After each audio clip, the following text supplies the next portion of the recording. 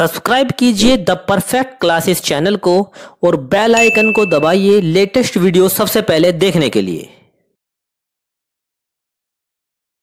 Student the perfect classes में आप सभी का स्वागत है। Directorate of education GNCT of Delhi की वर्कशीट नंबर 10 डिस्कस करेंगे बच्चों। डेट है इसकी 29 अक्टूबर। सब्जेक्ट है मैथ्स, क्लास 7 की वर्कशीट है। ओके, और टॉपिक है बच्चों इसका ट्राइंगल एंड इट्स प्रॉपर्टीज, त्रिभुज और इसके गुण, right angle and Pythagoras property. Right angle में समकोण त्रिभुज और पाइथागोरस गुण। एसेंशियल प्रायर नॉलेज, आवश्यक ज्ञान बताया हुआ इसमें। Right angle triangle and square number. ठीक है, स्टार्ट करते हैं worksheet. Childrens let's consider a situation at home.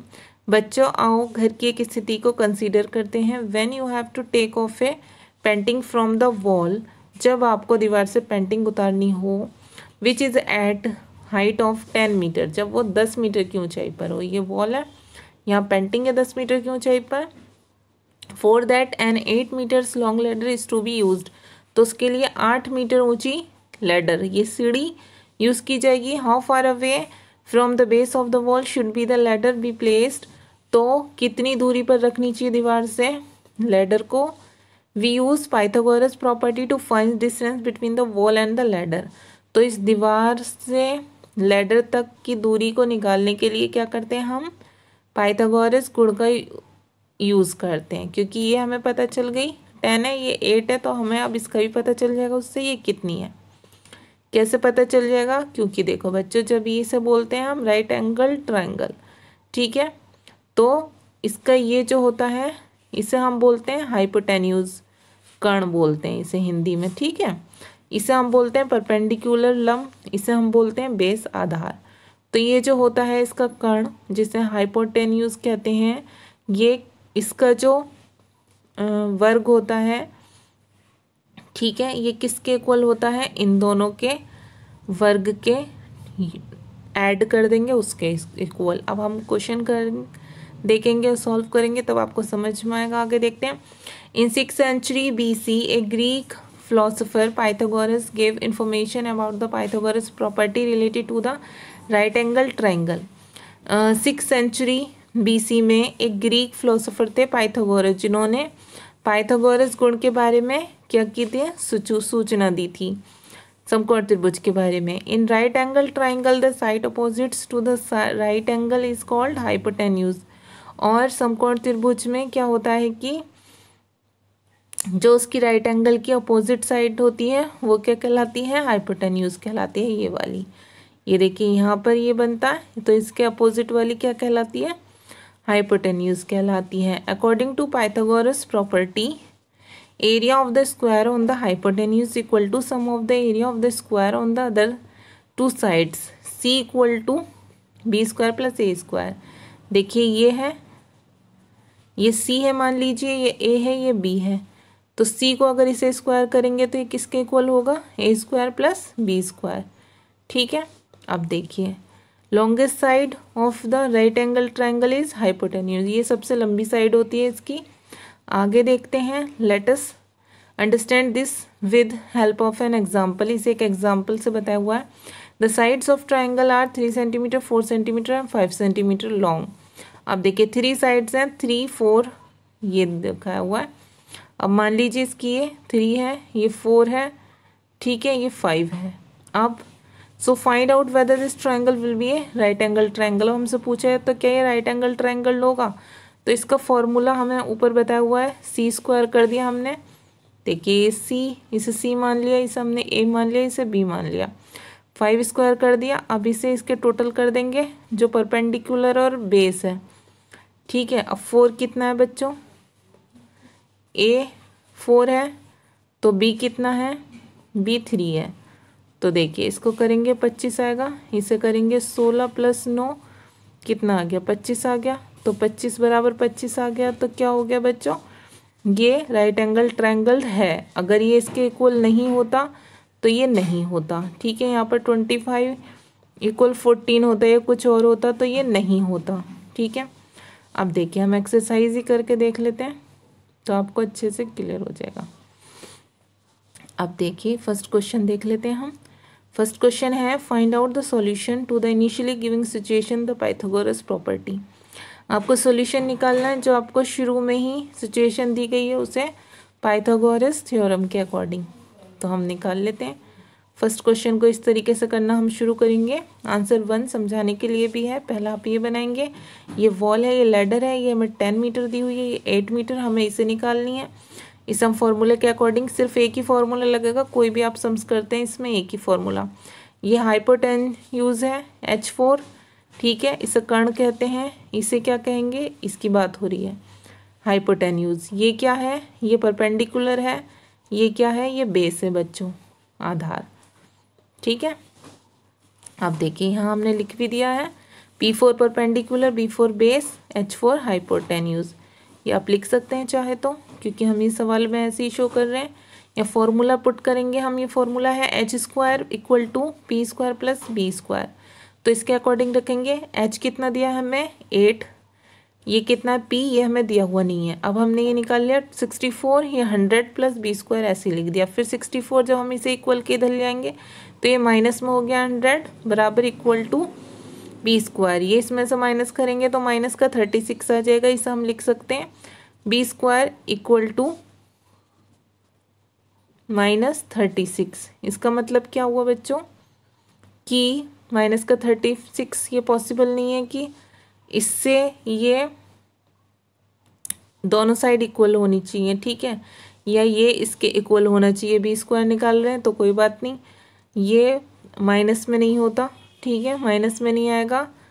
तो इसलिए हम क्या लिख देंगे, ये एक समकोण त्रिभुज नहीं है, ठीक है, ये समकोण त्रिभुज नहीं है।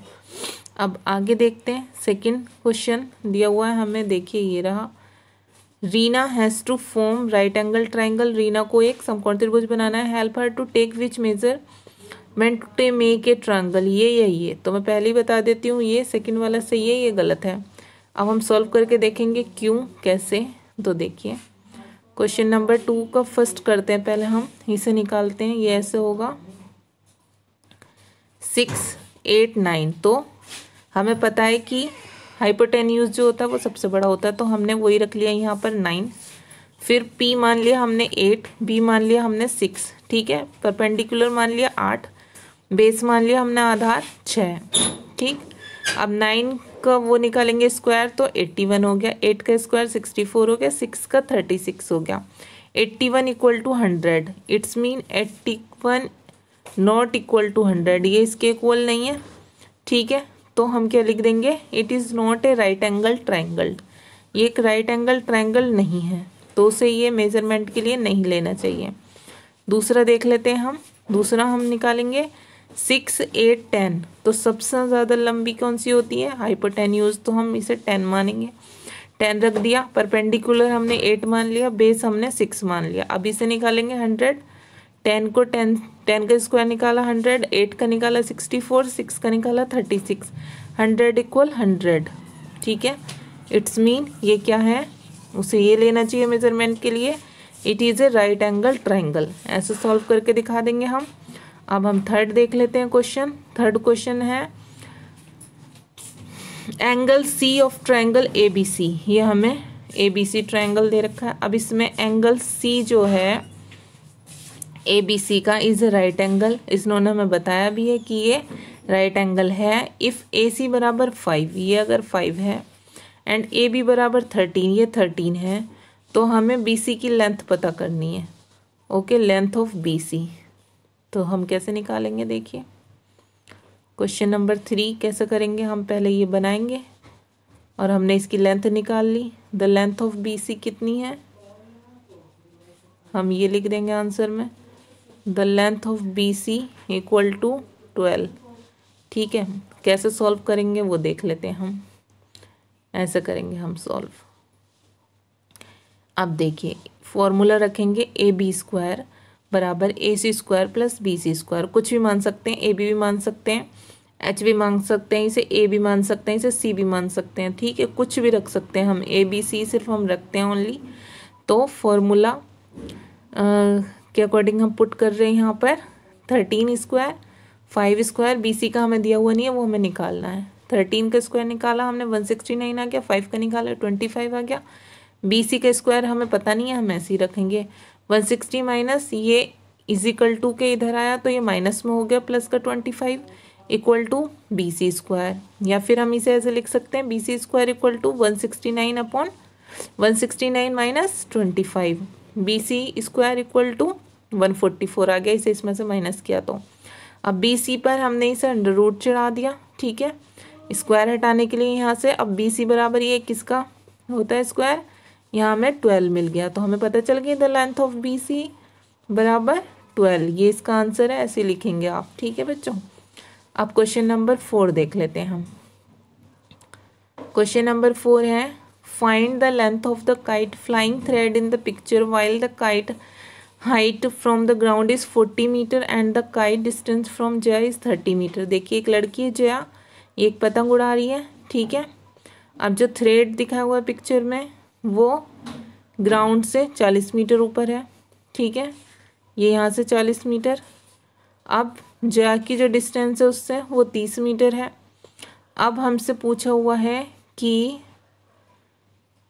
ये जो लेंथ है थ्रेड की ये पूछी हुई है, तो देखिए हाइपोटेन्यूज की पूछी गई है, ये इसका और इसका टोटल होता है, हमने पहले ही डिस्कस किया था फॉर्मूले के अकॉर्डिंग। तो हम इसे निकालेंगे, इसे कैसे निकालेंगे, तो देखिए हमने ये निकाली, तो लेंथ ऑफ द थ्रेड कितनी आ गई, हम ऐसे लिख भी देंगे आंसर में, the length of the thread कितनी है 50 आंसर। तो देखिए हम पहले देख लेते हैं कैसे निकालेंगे बच्चों। C स्क्वायर बराबर A square plus B square, क्योंकि C स्क्वायर हमें पूछा है, A और B हमें दिया हुआ है, तो C स्क्वायर बराबर A कितना है 40 का स्क्वायर कर देंगे, B हमें कितना दिया हुआ है यहाँ 30 का स्क्वायर कर देंगे, 40 का स्क्वायर हो गया 1600, 30 का हो गया 1900, तो C स्क्वायर बराबर आ गया 2500। अब C 25 पर अंडर रूट चढ़ा देंगे यहाँ का स्क्वायर हटाकर, ठीक है, तो C बराबर आ गया 50 मीटर, ये आंसर है। यहाँ लिख देंगे हम the length of the thread is कितनी आ गई 50 मीटर, ये आंसर है आपका। ऐसे ही आप अपनी नोटबुक में करेंगे सारे आंसर जैसे मैंने आपको बताया, ठीक है। आपकी वर्कशीट सॉल्व हो गई स्टूडेंट्स। आई होप आपको वीडियो अच्छी लगी होगी। अगर आपको मेरी वीडियो पसंद आई है तो प्लीज़ मेरी वीडियो को लाइक कीजिए, शेयर कीजिए, हमारे चैनल को सब्सक्राइब कीजिए। Thanks for watching.